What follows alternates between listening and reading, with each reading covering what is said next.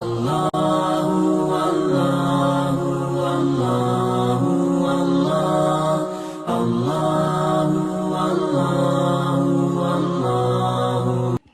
للہ رب العالمین والصلاة والسلام علی اشرف الانبیاء والمرسلین وعلی آلہ واصحابہ اجمعین۔ قال اللہ تعالی وتبارک فی القرآن المجید والفرقان الحمید۔ بسم اللہ الرحمن الرحیم۔ یا ایہا النبی حسبک اللہ ومن اتبعک من المؤمنین۔ صدق اللہ مولانا العظیم وصدق رسولہ النبی الکریم الرؤوف الرحیم۔ اللہم نور قلوبنا بالقرآن وزین اخلاقنا بالقرآن وادخلنا الجنة بالقرآن ونجنا من النار بالقرآن۔ قال اللہ تعالی وتبارک فی شان حبیبہ مخبرا وآمرا ان اللہ وملائکتہ یصلون علی النبی یا ایہا الذین آمنوا صلوا علیہ وسلموا تسلیما۔ اللہم صل علی سیدنا و مولانا محمد معدن الجود والکرم صلاۃ و سلاما علیک یا سیدی یا رسول اللہ۔ تمام حمد و ثنا، تعریف و توصیف اللہ جل مجدہ الکریم کی ذات بابرکات کے لیے، جو خالق کائنات بھی ہے اور مالک شش جہات بھی۔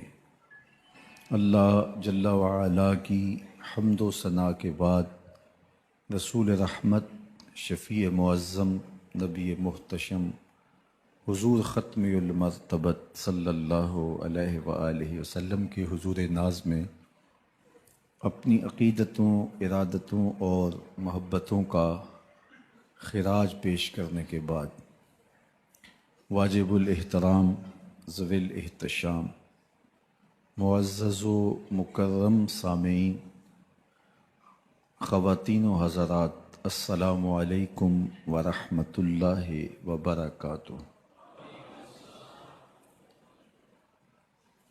مجھے اور آپ کو بڑی سہولت سے ایمان اسلام نصیب ہوا، مشقت نہیں سہنی پڑی، تکلیف گوارا نہیں کرنی پڑی۔ ہم نے آنکھ کھولی، مؤذن نے کان میں صدائے دل نواز دی، مبارک ہو تو حضور کا غلام بن کے آ رہا ہے۔ ہم بولنے لگے تو ہماری زبان پر اللہ جل شانہ کا مبارک نام جاری کیا گیا۔ ہم لا الہ الا اللہ محمد رسول اللہ توتلے لہجے میں پڑھنے لگے تو پورا خاندان خوش تھا، مٹھائیاں بانٹی گئیں، خاندان کا ایک ایک فرد بار بار سن کے خوش ہوتا اور چہرے کی بلائیں لیتا۔ ہم درس گاہ میں پہنچے، استاد کے سامنے زانوئے تلمس طے کیے، اس نے ہمیں دین سکھایا، قرآن مجید کی تعلیم دی، کتاب اللہ کی تلاوت کرنا سیکھے تو ہمارے ماں باپ پھولے نہیں سماتے تھے۔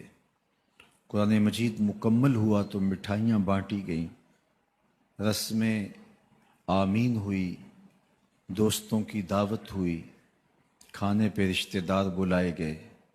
ہم نے حفظ قرآن کی سعادت پائی تو ہمارے سر پہ عزتوں کی دستار سجی۔ ہم نے علم دین، درس نظامی اور دیگر علوم و فنون سیکھے تو ہمیں سند امتیاز سے مالا مال کیا گیا اور عزتوں کی مسند پہ بٹھایا گیا۔ ہم نماز پڑھیں تو محلے میں معزز ٹھہریں، روزہ رکھیں تو عزت پائیں، حج کرنے جائیں تو لوگ دعاؤں سے رخصت کریں، واپس آئیں تو پھولوں سے استقبال کریں۔ ہمیں دین پر عمل کرتے ہوئے کیا مشکل پیش آئی؟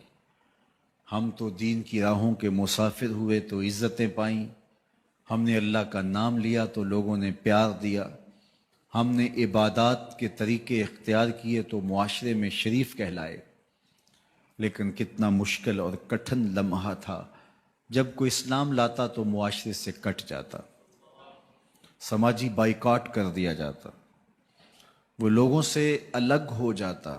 میرے اور آپ کے آقا و مولا حضور نبی رحمت صلی اللہ علیہ وآلہ وسلم قریش کے عالی نسب خاندان سے تعلق رکھتے ہیں، صادق بھی کہلاتے ہیں، امین بھی کہلاتے ہیں، لوگوں کی امانتیں بھی حضور کے گھر میں پڑی ہیں، اپنے فیصلوں میں حضور کو حاکم بھی مانتے ہیں۔ لیکن جب اللہ کی توحید کا اعلان کیا، جب لوگوں کو راہ راست اور راہ حق کی طرف بلایا تو یہ سارے مخالف ہو جاتے ہیں، حتیٰ کہ اپنے سقے عزیز بھی کتنے دل آزار جملے بولتے ہیں، تباً لک ہنالک سائر الیوم الہٰذا جمعتنا۔ یہ رشتے میں سکا چچا بولتا ہے۔ اللہ اکبر، مشکلیں سہی، تکلیفیں سہی، سماجی مقاطعہ ہوا، سوشل بائیکاٹ ہوا۔ شاب ابی طالب کے 3 سال کس کٹھن حالات میں حضور اور حضور کے غلاموں نے اور خاندان والوں نے کاٹے، حتیٰ کہ درختوں کے پتے کھا کھا کے گزر اوقات ہوتی تھی۔ معاہدہ لکھ کے کعبۃ اللہ کے ساتھ لٹکا دیا گیا، اور یہ اتنے سنگ دل ثابت ہوئے کہ باہر سے کوئی تجارتی قافلہ آتا جس کے پاس اغذیہ ہوتی، کھانے پینے کی اشیاء ہوتی، تو ان کو ادھر جانے نہ دیتے، مبادا کہیں یہ خرید نہ لیں۔ ان کا خیال یہ تھا کہ یہ بھوک سے دم توڑ جائیں، اور نیا دین جو لے کر کے آئے ہیں وہ شعب ابی طالب میں اس گھاٹی کے اندر ہی اپنے آخری دن پورے کرے۔ لیکن جس کو اللہ نے سر بلند کرنا ہو، عزت دینی ہو، جس دین کو پوری دنیا کے اوپر غالب ہونا تھا، اس کو کون روک سکتا تھا؟ اللہ کے محبوب علیہ الصلوۃ والسلام نے محنت، تندہی، کوشش اور کد و کاوش کے ذریعے لوگوں تک پیغام حق کا ابلاغ کیا۔ سب سے پہلے حضور کی اہلیہ حضرت سیدہ خدیجہ الکبریٰ رضی اللہ تعالی عنہا ایمان لاتی ہیں۔ حضور علیہ السلام کے قریبی دوست، گہرے دوست حضرت سیدنا ابو بکر رضی اللہ تعالی عنہ ایمان لاتے ہیں۔ حضرت علی المرتضیٰ رضی اللہ تعالیٰ عنہ اگرچہ نو عمر ہے، لیکن سینے پہ ہاتھ رکھ کے کہتے ہیں جان و دل فدا کروں گا حضور آپ پہ۔ حضرت بلال حبشی اسلام لاتے ہیں، حضرت عمار ابن یاسر، حضرت سمیہ، حضرت یاسر اسلام لاتے ہیں۔ 38 لوگ ایک ایک کر کے اسلام میں داخل ہوئے۔ کفار تو چاہتے تھے کوئی دوسرا شخص ان کے ساتھ کھڑا نہ ہو، تو جب 38 لوگ حضور کے ساتھ کھڑے ہو گئے تو ان کے لیے بڑا اذیت ناک لمحہ تھا کہ یہ تحریک جس کو ہم روکنا چاہتے ہیں یہ پھیلتی چلی جا رہی ہے، لوگ اس کے ساتھ شامل ہوتے چلے جا رہے ہیں، اور لوگ ان کے لیے محبتیں اور ان کے لیے پیار پیش کرتے چلے جا رہے ہیں۔ عبداللہ ابن جدعان کے گھر کے قریب سے میرے حضور گزر رہے تھے کہ ابو جہل نے دیکھ لیا اور ہاتھ میں نوکیلا پتھر پکڑا اور حضور پہ حملہ آور ہو گیا۔ آقا کریم علیہ السلام نے کوشش کی کہ الجھاؤ پیدا نہ ہو، لیکن یہ اس بات پہ تلا ہوا تھا کہ حضور کو اذیت دے۔ اس نوکیلے پتھر سے حملہ آور ہو کے حضور کو گہرے زخم دیتا ہے، حتیٰ کہ حضور کے مبارک بدن سے خون بہنے لگ جاتا ہے۔ وہاں سے حضور سین حرم میں پہنچتے ہیں اور اللہ کے حضور سر بسجود ہو جاتے ہیں۔ حضور کے چچا حمزہ بن عبد المطلب ابھی اسلام نہیں لائے تھے، وہ شکار کھیل کے واپس آ رہے ہیں، اور جب وہ شکار کھیل کے آتے تھے تو بڑا اترا کے چلتے تھے۔ انہوں نے سنا کہ 2 لونڈیاں آپس میں بات کر رہی ہیں۔ اس کو پتہ ہوتا نا کہ اس کے بھتیجے کے ساتھ کیا سلوک ہوا ہے تو یہ کبھی بھی ایسی چال نہ چلتا، اس کی ٹوری کوئی اور ہوتی۔ تو رک گئے، قدم خود بخود ٹھہر گئے، رک کے پوچھا کیا ماجرا ہوا؟ کہا تمہارے بھتیجے کو ابو جہل نے مارا ہے اور اس کے نازک بدن سے خون بہتا رہا۔ وہ خاموش تھا لیکن اس نے جان بوجھ کے زیادتی کی اس پر، بس غصے میں بپھر گئے۔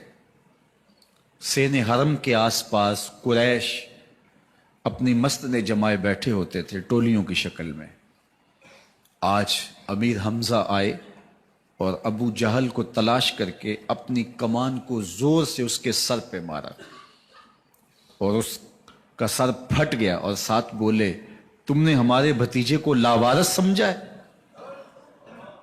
اب اس کے حوالی کھڑے ہو گئے، لیکن ابو جہل بڑا کائن شخص تھا. اس نے سمجھا کہ یہ تو اب تنہا ہیں، لیکن لڑائی کی آگ روشن ہوگی تو بنو ہاشم بھی نکل آئیں گے تو یہ لڑائی لمبی ہو جائے گی، تو اس کا سبب میں ہوں، قصور میرا ہے. اس نے کہا بس بس مجھ سے غلطی ہو گئی. اس طرح اس نے بات کو ٹال دیا. اب حضور کے چچا حضور کو ڈھونڈ رہے ہیں. سین حرم میں حضور علیہ السلام اللہ کے حضور سر بسجود ہیں. یہ پاس جا کے کھڑے ہو گئے اور کہا یا ابن اخی، اے میرے بھائی کے بیٹے، اے میرے بھتیجے.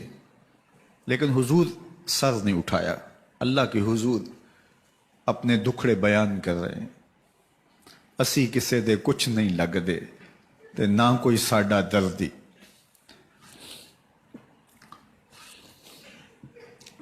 اللہ کے محبوب علیہ السلام اللہ کے حضور سر بسجود ہے. انہوں نے پھر کہا یا ابن اخی، اے میرے بھائی کے بیٹے. اور انہیں بے چینی ہے کہ بتاؤں کہ حوصلہ رکھو میں تمہارا بدلہ لے لیا، لیکن حضور سر نہیں اٹھا رہے. تیسری مرتبہ پھر آواز دی تو حضور نے سر اٹھایا. آنکھیں آنسوں سے بھری ہوئی تھی. تو برجستہ کہا بھتیجے میں تمہارا بدلہ لے لیے.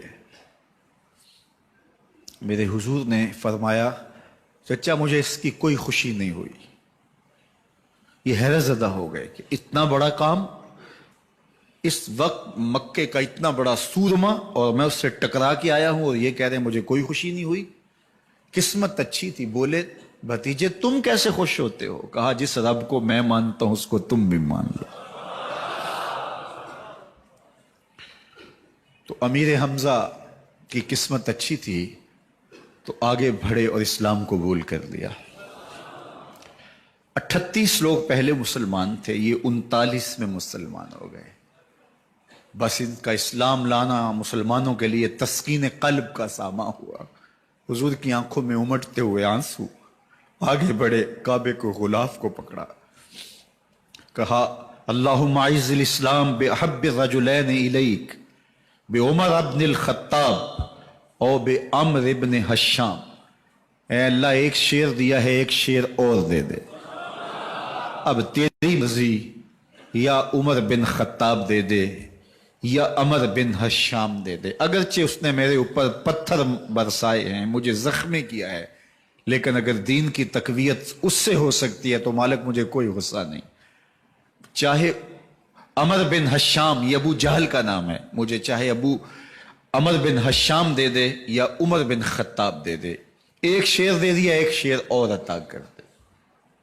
حضور کعبہ کے غلاف سے لپٹ کے اللہ کے حضور دعائیں مانگ رہے ہیں. 39 لوگ اسلام لا چکے ہیں، 40ویں کا انتظار ہے. اللہ کے محبوب علیہ السلام کی دعائیں ہیں، حضور کی التجائیں ہیں. ادھر یہ خبر پورے مکے میں پھیل جاتی ہے کہ حمزہ بھی ایمان لے آئے. کفار پر سراسیمگی سی کیفیت پیدا ہو جاتی ہے کہ ہم تو سمجھتے تھے کہ یہ 2-4 لوگ ہیں، 10-15-20 لوگ جمع ہو جائیں گے، اور اس طرح کے لوگ بھی اگر ان کے ساتھ شامل ہو گئے تو ان کا راستہ نہیں روکا جا سکے گا. وہ سر جوڑ کے سوچنے لگے، ابو جہل کو کوسنے دینے لگے اس نے کیوں یہ ظلم کیا کہ اس کا نتیجہ یہ پھر ہمیں بھگتنا پڑ رہا ہے. اس کے لیے کوئی تدبیر کرنی چاہیے، اس کے لیے کوئی حکمت سوچنی چاہیے. 26 سال کا نوجوان ہے، خطاب کا بیٹا ہے، نام عمر ہے. اپنے گھر کے اندر پیچ و تاب کھا رہا ہے کہ اگر یوں ہی اسلام پھیلتا رہا تو ہمارے بتوں کے خلاف اٹھنے والا یہ نظم اتنا پھیل جائے گا کہ روکنا مشکل ہو جائے گا. آباء و اجداد کی کہانیاں ختم ہو جائیں گی. یہ ایک نیا دین ایسے پنپتا رہا تو پھر اس کو روکا نہیں جا سکے گا. کون روکے؟ دل میں خیال آیا اس کا ایک ہی حل ہے کہ بانی اسلام کی زندگی کا چراغ گل کر دیا جائے. لیکن یہ اتنا بڑا کام کون کرے؟ سوچا خود کروں گا۔ اٹھتی جوانی اور یہ پہلوانی کا زمانہ تھا عمر بن خطاب کا، اعضاء میں توانائی، طبیعت میں جوش، تلوار حمائل کی۔ دوپہر کے وقت خیال آیا تو کڑکتی دوپہر میں چل پڑے۔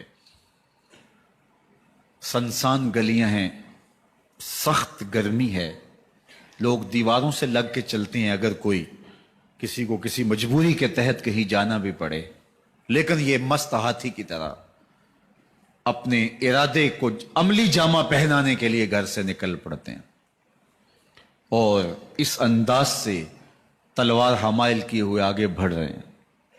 نعیم بن عبداللہ آگے سے آ رہے تھے، آنکھوں میں اترا ہوا نشہ دیکھا، کہانی سمجھ گئے۔ یہ بھی مسلمان ہو گئے تھے لیکن ابھی ایمان ظاہر نہیں کیا۔ کہا عمر کدھر کے ارادے ہیں؟ کہا بانی اسلام کا چراغ بجھانے جا رہا ہوں، یہ روز روز کی کہانی ختم کرنے جا رہا ہوں۔ آج حمزہ ایمان لائے ہیں، کل کوئی اور آ جائے گا، پھر اس تحریک کو روکنا مشکل ہو جائے گا۔ نعیم بن عبداللہ مسکرا کے بولے گھر کی خبر لی ہے؟ کہا کیا ہوا میرے گھر کو؟ کہا تمہاری بہن فاطمہ بھی اس محمد کی غلام بن گئی ہے، تمہارا بہنوئی سعید بن زید بھی اس کا نوکر بن گیا ہے۔ بس بپھر گئے، وہ جو غصہ تھا وہ ادھر منتقل ہو گیا، بہن کے گھر کا رخ کیا۔ جب دروازے پہ پہنچے تو اندر سے قرآن پڑھنے کی آواز آ رہی ہے، جو کہا گیا تھا، جو سنا تھا، اس کا یقین پیدا ہو گیا۔ زور زور سے دروازے کو کھٹکھٹانے لگے۔ بہن نے دیکھا کہ بھائی ہے، جو قرآن پڑھ رہا تھا اس کو چھپا دیا اور خود دروازہ کھولا، بس پیٹنا شروع کر دیا، مار مار کے سر پھوڑ دیا، خون بہ رہا ہے۔ جب سر پھٹ گیا تو فاطمہ بنت خطاب بولی عمر تم خطاب کے بیٹے ہو، میں بھی خطاب کی بیٹی ہوں، سن لو محمد کا دامن نہیں چھوڑو گی، جو کرنا ہے کرو۔ جب یہ تیور دیکھے تو عمر کی حیرت انتہا کو چھو گئی۔ یہ کون سی قوت ہے جس نے ایک عورت کے اندر یہ جذبے رکھ دیے؟ کہا اچھا بتاؤ تم کیا پڑھ رہے تھے؟ کہا تم ناپاک ہو، تمہیں نہیں دوں گی۔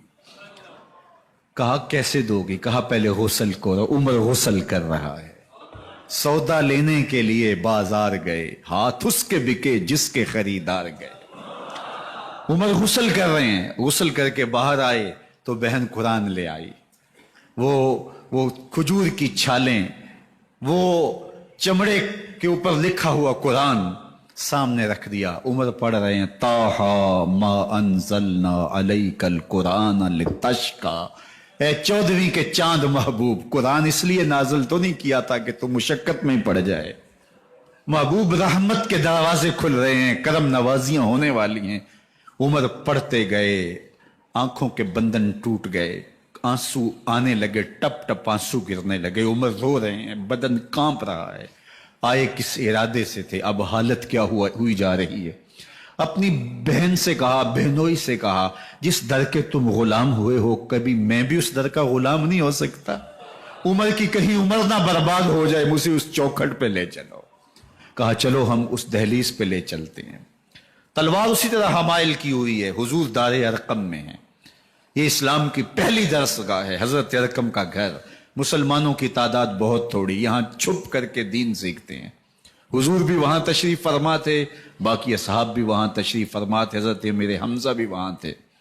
دروازے کی درزوں سے دیکھا کہ عمر آ رہے ہیں، تلوار بھی حمائل کی ہوئی۔ صحابہ نے کہا عمر آ رہے ہیں، امیر حمزہ نے کہا کوئی پرواہ نہیں، آنے دو، اچھا ارادہ ہوا تو خوش آمدید کہیں گے، ارادہ اچھا نہ ہوا اس کی تلوار سے گردن کاٹوں گا۔ اللہ اکبر۔ جب دروازہ کھولا تو دو صحابہ نے بازوں سے پکڑ لیا، کندھوں سے۔ حضور نے فرمایا کندھے چھوڑ دو، کندھے چھوڑ دیے گئے۔ آقا کریم علیہ الصلوۃ والسلام نے ان کے گلے کے اندر جو کپڑا تھا اس کو پکڑ کے جھٹکا دیا، اسلم عمر، عمر اسلام لاؤ۔ اللہ اکبر۔ اور ساتھ حضور نے حضرت عمر کے دل پہ ہاتھ رکھے، اللہم اہد قلبہ، اللہ عمر کے دل میں ہدایت ڈال دے۔ بس یہ جملہ کہنے کی دیر تھی اور حضور کا ہاتھ پھرنے کی دیر تھی، اندر سے کفر دھلتا چلا گیا۔ اور عمر نے کہا اشہد ان لا الہ الا اللہ واشہد انک رسول اللہ۔ جب یہ پڑا کلمہ تو حضور کی زبان سے بے ساختہ نکلا اللہ اکبر، اور صحابہ نے بھی اللہ اکبر کہا، اور اس زور سے کہا کہ مکے کی گلیاں گونجنے لگی۔ اب عمر ایمان لانے کے بعد حضور کی خدمت میں حاضر ہو کے عرض کرتے ہیں حضور کیا ہم حق پہ نہیں ہیں؟ فرمایا ہم حق پہ ہیں۔ کہ اللہ کا دین سچا نہیں ہے؟ فرمایا اللہ کا دین سچا ہے۔ کہا کہ آپ اللہ کے سچے نبی نہیں ہیں؟ فرمایا میں اللہ کا سچا نبی ہوں۔ تو فرمایا پھر ہم چھپ کے نماز کیوں پڑھیں؟ کہا کہ عمر تم جانتے ہو حکمت ہے، اتنے جو ہے وہ ہماری تعداد نہیں، اور کفار کا جور و ظلم و ستم۔ عرض کی حضور ہم کعبۃ اللہ میں جا کے نماز پڑھیں گے۔ مسلمانوں کی دو صفیں بن گئی، ایک صف کی قیادت امیر حمزہ کر رہے ہیں، ایک صف کی قیادت حضرت فاروق اعظم کر رہے ہیں، درمیان میں حضور چل رہے ہیں، اور روایات میں آتا ہے حضرت عمر چلتے جاتے ہیں اور ساتھ لا الہ الا اللہ پڑھتے چلے جا رہے ہیں۔ اور پھر جا کے وہاں پہنچے تو وہاں جو صنادید قریش تھے ان پر سختہ طاری ہو گیا۔ حضرت عمر رضی اللہ تعالیٰ عنہ جب ایمان لائے تو آپ نے ایک ایک کافر کے گھر کے دروازے پہ کھڑے ہو کے کہا، جب کوئی بھی شخص مسلمان ہوتا تو کفار اس کو مارتے، زود و کوب کرتے، ظلم کرتے، ستم کرتے، گھسیٹتے بازاروں میں، لیکن حضرت عمر ایمان لائے تو ایک ایک شخص کے دروازے پر کھڑے ہو کر کے کہا کہ تم کمزوروں کو مارتے تھے، میں تمہیں بتانے آیا ہوں میں محمد عربی کا نوکر بن گیا ہوں۔ بلکہ آپ نے اعلان کیا جس نے اپنی بیوی کو، بیوہ اور بچوں کو یتیم کروانا ہو اور اپنے ماں باپ کی کمر کو جھکانا ہو وہ عمر کے مقابلے میں آئے۔ اللہ اکبر۔ زنیرہ نامی ایک خاتون تھی، بہت کمزور، راوی کہتا ہے کہ اس کی ہڈیوں میں گودا نہیں تھا، عشق رسول تھا، اور اس کا ظالم آقا اس کو مارتا ہے، اور جب مار مار کے تھک جاتا ہے ادھر سے عمر آ رہے ہیں، یہ اسلام لانے کے پہلے کی کہانی ہے، تو ادھر سے عمر آ رہے ہیں تو اس نے کہا عمر تم جوان آدمی ہو تو یہ چھوڑتی نہیں ہے اپنے نبی کا نام، ذرا تم آؤ۔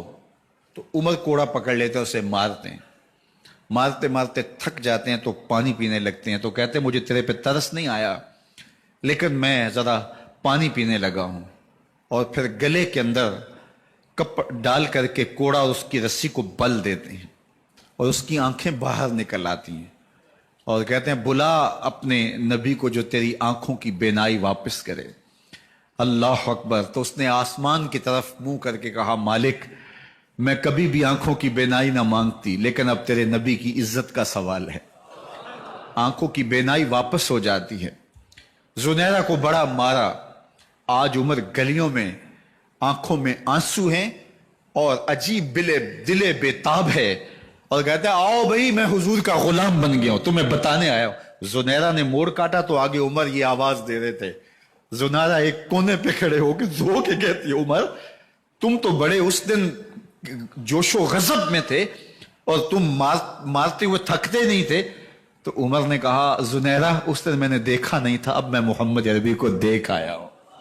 جنہ ویکھیا نہیں ہو کرن گلاں، جنہ ویکھیا نہیں ہو کرن گلاں، جنہ ویکھیا ہو تے بول دے نہیں، جڑے محرم راز حقیقت دے اور راز حقیقت کھول دے نہیں۔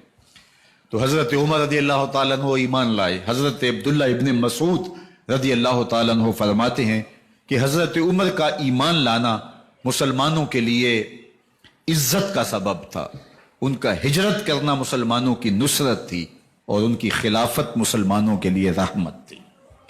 حضرت عمر رضی اللہ تعالی عنہ وہ ہیں کہ میرے حضور نے فرمایا لوگوں جب نیک لوگوں کا ذکر کرو تو میرے عمر کا تذکرہ ضرور کیا کرو۔ میرا عمر وہ ہے کہ جب وہ ایک جگہ ایک سمت سے آ رہا ہو، ایک گلی اور بازار سے آ رہا ہو تو شیطان بھی آ رہا ہو، عمر کو دیکھ کے راستہ تبدیل کر لیتا ہے۔ حضرت عمر رضی اللہ تعالی عنہ کی طبیعت کے اندر جو جاہ و جلال تھا، طبیعت کے اندر جو سختی تھی، وہ اسلام کے اندر آ کر بھی قائم رہی، اور آپ نے وہی سختی، وہی جاہ و جلال جو پہلے مسلمانوں کے خلاف تھا، اب کفار کے خلاف، منافقین کے خلاف حضرت عمر کی طبیعت کے اندر وہ جوش و خروش بدستور موجود رہا۔ لیکن جس دن آپ خلیفہ بنے تو اس دن آپ نے ممبر پہ چڑھ کے جو خطبہ دیا اس میں کہا لوگوں میں سخت اس لیے تھا کہ رسول اللہ نرم تھے، پھر میں سخت اس لیے تھا کہ حضرت ابو بکر صدیق نرم تھے، اب میں تخت خلافت پہ بیٹھا ہوں، اب میری سختی جو ہے وہ نرمی میں تبدیل ہو گئی، صرف فاسقوں فاجروں اور باغیوں کے لیے میں سخت ہوں، باقی تمہارے لیے نرم ہوں۔ سب سے کم جو تنخواہ بیت المال سے اگر کسی وجود نے لی ہے تو وہ حضرت عمر رضی اللہ تعالیٰ عنہ نے لی ہے، صرف 2 جوڑے لیتے تھے سال میں، اور راوی کہتا ہے کہ میں نے دیکھا ہے کہ اس میں بھی 17 پیوند لگے ہوتے تھے۔ حضرت عمر رضی اللہ تعالیٰ عنہ کا طرز زندگی، آپ کا انداز معاشرت اور آپ کا انداز خلافت، ہر لمحہ آپ کی زندگی کا اٹھا کے دیکھیے، کتنی مرتبہ قرآن حضرت عمر کی رائے کے مطابق نازل ہوا ہے۔ اللہ تعالیٰ جل شانہ نے ان کو صاحب الہام بنایا تھا۔ ہر امت میں کوئی صاحب الہام ہوتا ہے، حضور کی امت کا صاحب الہام حضرت عمر رضی اللہ تعالیٰ عنہ، اور آقا کریم نے انہیں اپنا وزیر قرار دیا، فرمایا میرے 2 وزیر آسمانوں میں ہیں، 2 وزیر زمینوں میں ہیں، آسمانوں کے وزیر ابو جو ہے وہ جبرائیل اور میکائیل ہیں، اور زمین کے وزیر ابو بکر اور عمر ہیں رضی اللہ تعالی عنہما۔ تو اللہ تعالیٰ جل شانہ نے حضرت سیدنا صدیق اکبر کے بعد حضرت سیدنا عمر بن خطاب رضی اللہ تعالیٰ عنہ سے جو کام لیا، مختصر دور خلافت کے اندر 10 سال 6 ماہ 4 دن آپ نے خلافت فرمائی ہے، لیکن کہاں سے چلے اور یہاں مکران تک، بلوچستان کا حصہ ہے، یہاں تک آپ کے سلطنت کی حدود وسیع ہوئی، ادھر آرمینیا تک جا پہنچے، حمص فتح کیا، قادسیہ، یرموک، آپ ذرا دیکھیے کہ کہاں تک آپ کی فوجوں کے گھوڑے دوڑتے رہے، اور اللہ تعالیٰ جل شانہ نے ان کو جو توانائی، عدل و انصاف کی قوت عطا فرمائی۔ اللہ اکبر، جب زمین پہ عدل کیا ہو تو زمین بھی حکم مانتی ہے، اور حضرت عمر وہ تھے جن کا حکم ہوائیں بھی مانتی تھی، زمین بھی مانتی تھی، جن کا حکم جو ہے وہ آگ بھی تسلیم کرتی تھی اور دریا بھی ان کا حکم مانا کرتے تھے۔ مصر کے اندر رسم بد جاری تھی، یہ رسم بد جاری تھی کہ سال کے بعد 1-2 شیزہ کو زیورات پہنا کے اچھے لباس میں ملبوس کر کے دریا کی بھینٹ چڑھایا جاتا، اس کی قربانی دی جاتی، اس کا خون بہتا تو دریا چلتا۔ جب اسلام مسلمانوں نے مصر فتح کیا تو گورنر نے لکھا کہ اسلام تو اس طرح کی رسوم کی اجازت نہیں دیتا، لیکن خشک سالی ہے، لوگوں کی فصلیں ویران پڑی ہیں، تو حضرت کیا کیا جائے؟ تو حضرت عمر رضی اللہ تعالیٰ عنہ کو جب قاصد آ کے پیغام دیتا ہے تو کاغذ کے ٹکڑے پہ لکھتے ہیں بسم اللہ الرحمن الرحیم، مصر کے نیل کی جانب عمر کا خط، لکھتے ہیں اے نیل اگر تو اللہ کے حکم سے چلا کرتا ہے تو چل، ورنہ ہمیں تیرے چلنے کی کوئی حاجت نہیں ہے۔ اور قاصد کو کہا یہ خط لے جاؤ اور جا کے دریائے نیل میں پھینک دو۔ قاصد جا کے خط دریائے نیل میں پھینک دیتا ہے، پانی آتا ہے، ایسا دریائے نیل چلا 14 صدیاں ہوئی ہیں آج تک کبھی بند ہی نہیں ہوا۔ دریا حکم مانتے ہیں، آگ نکلتی ہے، لوگ حضرت عمر رضی اللہ تعالی عنہ کے پاس آئے، حضرت لاوا پھوٹا ہے، آگ نکل رہی ہے اور مدینے کی طرف بڑھ رہی ہے، اب کیا کیا جائے؟ فائر بریگیڈ تو زمانے میں تھی نہیں۔ عمر نے اپنی قمیض اتاری، جس قمیض پہ 17 پیوند لگے ہوئے تھے چمڑے کے، کہا یہ قمیض لے جاؤ، جدھر آگ بڑھ رہی ہے آگے ڈھالنا، آگ پیچھے بھاگ جائے گی۔ زلزلہ آتا ہے تو زمین پہ دھڑا مارتے ہیں، زمین رک جا، کیا عمر نے تیری چھاتی پہ عدل نہیں کیا ہے؟ تو یہ عمر ہیں رضی اللہ تعالی عنہ کہ جن کے انصاف کی وجہ سے، جن کے عدل کی وجہ سے اللہ تعالیٰ کی رحمات اور اس کی برکات کا نزول ہوتا تھا، اور اللہ تعالیٰ نے مسلمانوں کو وہ آبرومند حکومت دی۔ کائنات کی تاریخ کے اندر ایسی حکومت آپ نے نہیں دیکھی ہوگی جو حضرت عمر نے حکومت کی ہے۔ اللہ اکبر، فرمایا فرات کے کنارے پہ ایک کتا بھی پیاسا مر گیا تو اس کا حساب بھی عمر سے ہوگا۔ جب اتنے علاقے فتح ہو گئے تو ایک دن حضرت عمر بیٹھ کے رو رہے تھے، تو کسی نے کہا حضرت رو کیوں رہے ہیں؟ فرمایا کہ میں اس لیے رو رہا ہوں کہ فلاں پل سے بکریاں گزری ہیں، تو پل کے اندر شکستگی تھی، ٹوٹا ہوا تھا پل درمیان میں کچھ، اس میں ایک بکری کی ٹانگ ٹوٹ گئی ہے، تو میں ڈرتا ہوں کہیں اس کا حساب نہ لیا جائے۔ کہ میرا رب یہ نہ پوچھے کہ عمر تو نے پل صحیح تعمیر نہیں کروائے تھے کہ ایک بکری کی ٹانگ کیوں ٹوٹی ہے. یہ ہیں حضرت عمر رضی اللہ تعالی عنہ. اللہ اکبر. حضرت سیدنا عمر رضی اللہ تعالیٰ عنہ کی پوری زندگی آپ دیکھ لیجئے. آپ دن کو گھر میں بیٹھتے ہیں، دربار خلافت میں بیٹھتے ہیں، اور آپ کا دربار خلافت کیا ہے؟ کوئی عالی نصب محل نہیں ہے، مسجد نبوی کا صحن ہے. وہاں بیٹھ کے فیصلے ہو رہے ہیں. باہر سے سفیر آتا ہے اور آ کے پوچھتا ہے کہ میں امیر المومنین کے، مسلمانوں کے حکمران کے دارالامارہ میں محل میں جانا ہے. تو وہ مسکرا کے کہتے ہیں ہمارے امیر کا تو کوئی محل نہیں ہے. کہا کہاں ہے تمہارا امیر؟ کہا مسجد نبوی میں ہوگا یا بیت المال کے اونٹوں کی دیکھ بھالی کر رہا ہوگا، ان کی دیکھ بھال میں لگا ہوگا. وہ جب گئے تو مسجد میں نہیں ہے. اللہ اکبر. وہاں گئے تو وہاں بھی نہیں ہے.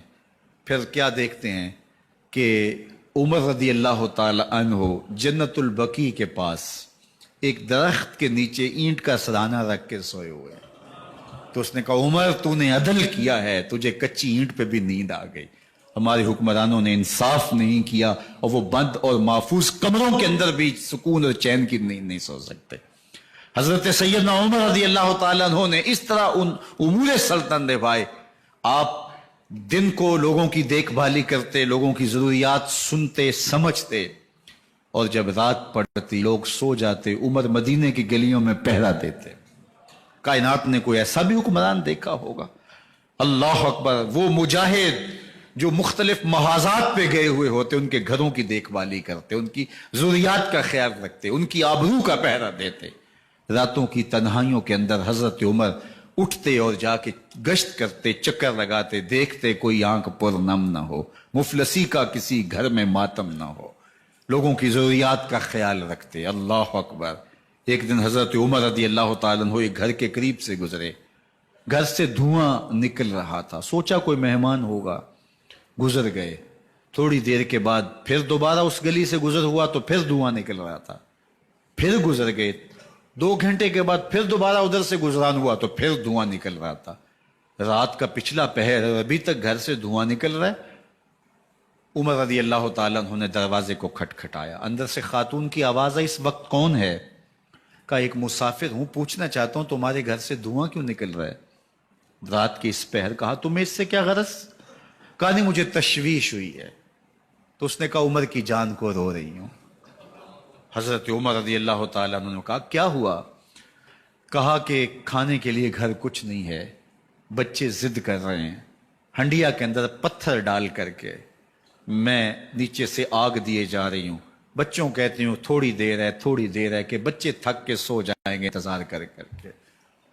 تو کچھ ہو تو پکے، اور بچے ہیں بھوک سے، شدت بھوک کی وجہ سے سو بھی نہیں رہے، اور میں یہاں بیٹھے عمر کی جان رو رہی ہوں. حضرت عمر رضی اللہ تعالیٰ عنہ واپس آئے. گھی کا کنستر اٹھایا، آٹے کی بوری لی اور ساز و سامان لیا. خادم تھا آپ کا اسلم بیت المال میں. اس نے حضرت یہ سب کچھ میں اٹھا لیتا ہوں. کہا حشر کے دن میرا بوجھ اٹھاؤ گے؟ کہا نہیں وہ تو آپ کو اٹھانا ہوگا. کہا عمر کو آج خود ہی اٹھانے دو. اور اٹھا کے ان کے گھر آئے اور گھر آ کے ان کو سب کچھ دیا. اور پھر اس کے بعد جب کھانا تیار ہوا، بلکہ روایت میں آتا ہے کہ جب آگ جلا رہی تھی تو عمر جھک کے چولہے میں پھونکے مار رہے تھے. اللہ اکبر. اس خاتون کو نہیں پتا کہ یہ کون ہے، یہ کوئی اجنبی مسافر ہے میری مدد کر رہا ہے. پھر بچے جو ہے وہ جب کھانا کھا کے خوش ہوئے تو حضرت عمر رضی اللہ تعالیٰ عنہ نے دل میں سوچا اور کہا عمر جس طرح تو نے بچوں کو رلایا ہے آج ان بچوں کو ہنساؤ بھی. تو بچے بیٹھے ہیں تو عمر کبھی ادھر جاتے ہیں کبھی ادھر جاتے ہیں. جس طرح بچوں کو کھلانے کے لیے جو ہے وہ گھٹنوں کے بل اور ہاتھوں کے بل لوگ چلتے ہیں، حضرت عمر یوں چلتے ہیں اور وہ بچے مسکراتے ہیں. جب بچے ہنسنے لگے، کھانا کھا چکے، عمر اس خاتون سے مخاطب ہو کے کہتے ہیں بہن دیکھ عمر کی بڑی مجبوریاں ہیں. فسطاط، یرموک، کہاں کہاں آرمینیا، کہاں کہاں سرحدوں پہ محاذ پہ لوگ موجود ہیں، ان کی دیکھ بھال کرنی، امور خلافت، کیا کیا معاملے ہیں. تنہا اکیلے بیچارے کی جان ہے، وہ نہیں خیال کر سکا، چل تو اسے معاف کر دے. وہ بہن کہتی ہے تو اتنی ہمدردی کیوں کرتے عمر کی؟ نہیں میں عمر کو معاف نہیں کروں. کل قیامت کے دن میں اللہ کے حضور عمر کا گریبان پکڑوں گی. تو دوسرے علاقے فتح کرتا تھا، میری خبر ہی نہیں تھی. اللہ اکبر. جب یہ بات کی تو عمر چیخیں مار کے رونے لگے اور ہاتھ جوڑ کے کہنے لگے بہن یہ تمہارے سامنے ہی تو عمر کھڑا ہے. یہ حضرت عمر تھے رضی اللہ تعالیٰ عنہ، اور اللہ کے محبوب علیہ الصلوۃ والسلام کے خلیفہ راشد، دوسرے خلیفہ. 10 سال 6 ماہ اور 4 دن آپ نے خلافت کی. اور تاریخ کہتی ہے اگر عمر رضی اللہ تعالیٰ عنہ کو 10 سال اور مل جاتے، یا مغربی مفکرین کہتے ہیں کہ اگر کائنات کو ایک عمر اور مل جاتا، پوری دنیا پہ مسلمانوں کی حکومت ہوتی، کہیں کفر باقی نہ بچتا. لیکن بد باطن لولو فیروز نامی ایک مجوسی غلام نے نماز فجر پڑھتے ہوئے حضرت عمر بن خطاب رضی اللہ تعالیٰ عنہ پہ حملہ کیا. زہر میں بجھا ہوا خنجر آپ کے جسم میں سرایت کر دیا. آپ وہاں سے اٹھا کے گھر لائے گئے اور 4 دن تک مسلسل آپ اس اذیت اور تکلیف میں رہے. جب آخری وقت آیا تو اپنے بیٹے کو بلایا، کہا بیٹا میں نے ام المومنین سیدہ عائشہ رضی اللہ تعالیٰ عنہ سے پوچھا ہوا ہے کہ میرے مرنے کے بعد حضور علیہ السلام کی قربت میں مجھے جگہ دے دی جائے. ہو سکتا ہے میں امیر المومنین مسلمانوں کا خلیفہ ہوں تو اس وجہ سے انہوں نے اجازت دے دی ہو، جب میں فوت ہو جاؤں تو ظاہر خلیفہ نہیں رہوں گا، تو پھر جا کے ان کو دوبارہ کہنا کہ میرے باپ کا پیغام ہے، اگر وہ اجازت دیں تو مجھے حضور کی قربت میں دفن کر دینا، اور اگر وہ اجازت نہ دیں تو پھر جنت البقیع میں مجھے دفن کر دینا. جب حضرت سیدنا عمر بن خطاب رضی اللہ تعالیٰ عنہ کا انتقال ہو گیا تو آپ کے صاحبزادے ابن عمر حضرت عائشہ رضی اللہ تعالیٰ عنہا کے پاس گئے، کہا کہ میرے باپ کا سلام ہے آپ کے نام. انہوں نے آپ کو زندگی میں کہا تھا کہ حجرہ انور میں سیدنا صدیق اکبر کے ساتھ 2 گز جگہ مجھے بھی نصیب ہو جائے، تو آپ نے اجازت دے دی تھی. تو میرے والد گرامی نے فوت ہوتے ہوئے کہا کہ دوبارہ ام المومنین کے پاس جانا اور دوبارہ پوچھنا. اس وقت تو میں امیر المومنین تھا، ہو سکتا ہے وعدہ کر لیا ہو، لیکن اب اگر آپ اجازت دیں تو یہاں ہم قبر ان کے لیے کھود لیں، ورنہ ہم جنت البقیع میں دفن کر دیں. تو ام المومنین سیدہ عائشہ رضی اللہ تعالیٰ عنہ رو پڑی اور فرمایا یہ جگہ میں نے اپنے لیے رکھی تھی، لیکن عمر نے اسلام کے لیے خدمت اتنی کی ہے کہ میں نے خود ترجیح دی ہے، اس لیے میں اجازت دیتی ہوں کہ یہاں عمر کو دفن کیا جائے. اللہ اکبر. اور پھر وہاں حضرت عمر رضی اللہ تعالی عنہ کو دفن کیا گیا. یہ قبر میرے حضور کی ہے، 7 حضرت صدیق اکبر ہیں، 7 حضرت عمر فاروق رضی اللہ تعالی عنہ ہیں. جے شک ہووی تے چل مدینے، جے شک ہووی تے چل مدینے، ویخ لے جوڑ مزاراں دا، بن یار نبی دیاں یاراں دا. حضور نے فرمایا ایک دن مسجد نبوی سے باہر نکل رہے تھے اور کچھ لوگ مسجد میں داخل ہو رہے تھے. حضور نے دائیں ہاتھ سے ابو بکر کا ہاتھ پکڑا تھا اور بائیں ہاتھ میں حضرت عمر کا ہاتھ تھا، اور جب لوگوں کو آتے ہوئے دیکھا ان کو مخاطب کرتے ہوئے کہا ہاکذا نبعث یوم القیامہ، قیامت کے دن ہم قبروں سے یوں ہی اٹھائے جائیں گے. میرے دائیں ہاتھ میں ابو بکر کا ہاتھ ہوگا، بائیں ہاتھ میں عمر کا ہاتھ ہوگا. جے شک ہووی تے چل مدینے، آ ویخ لے جوڑ مزاراں دا، بن یار نبی دیں یاراں دا. تو میرے حضور نے فرمایا جب اچھے لوگوں کا ذکر کرو تو میرے عمر کا ذکر بھی ضرور کیا کرو. تو حضرت عمر رضی اللہ تعالی عنہ اللہ کے محبوب کے محبوب ہیں. باقی صحابی مرید ہیں، حضرت عمر میرے حضور کی مراد ہیں. اللہ سے مانگ کر کے لیا ہے، اللہ عمر بن خطاب عطا کرتے، اور پھر اللہ نے عمر کی صورت میں اسلام کو وہ عظیم تحفہ دیا جس سے اسلام کی عزت بڑھی اور شان و شوکت میں اضافہ ہوا، اور اسلام کے جھنڈے 4 داغ عالم کے اندر لگ گئے. اللہ مجھے آپ کو حضرت عمر کے نقوش پاک کی برکتیں عطا فرمائے، اور ہمارے حکمرانوں کو ان کے نقوش پاک کو خضرا بناتے ہوئے اسلامی سلطنت کے خد و خال واضح کرنے کی توفیقات سے مالا مال کرے. انشاءاللہ اگلا جمعۃ المبارک 10 محرم کو ہی ہے، اور 12 بجے سے لے کے نماز عصر تک ہر سال ہم 10 محرم کا اجتماع کرتے ہیں. تو اس مرتبہ انشاءاللہ جمعۃ المبارک کا خطبہ بھی اس میں شامل ہو گیا، اور زیادہ برکات اس کی نصیب ہوں گی. اور نماز جمعہ کے بعد انشاءاللہ جو ہے وہ محفل پاک بھی ہوگی جس میں عالی مرتبت ثناء خواں اور مبلغین کے خطاب ہوں گے. تو اگلے جمعۃ المبارک کو انشاءاللہ آپ سے دوبارہ ملاقات ہوگی. آپ تشریف لائیے گا، دوستوں کو ترغیب دیجیے گا. اللہ آپ سب کو جزائے خیر دے، دنیا آخرت کی بھلائیاں آپ کا مقسوم کرے. وآخر دعوانا ان الحمد